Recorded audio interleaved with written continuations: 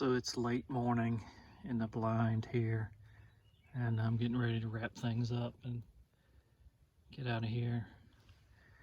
But I thought I'd do a short little video here on my new camera.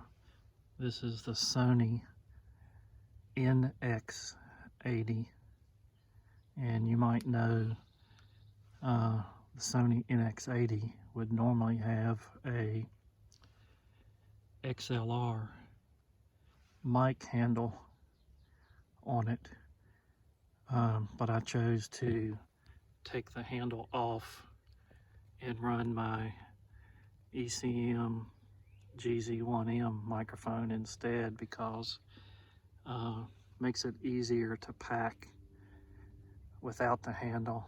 And in this situation, I'm not running lavalier microphones, so I don't need two XLR channels, so I'm running this microphone. But main thing I wanted to show you about this camera is how great it is with respect to LANC protocol.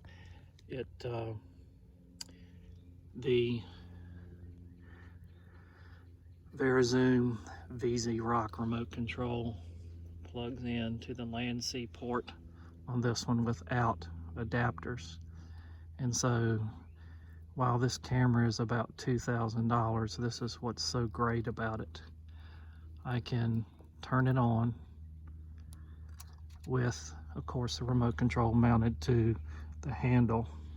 But in this situation, I want you to see the screen.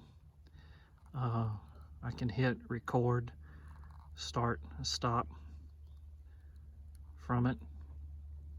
I can, of course, zoom in and zoom out with the rocker. I can turn the display data on and off, and I can focus.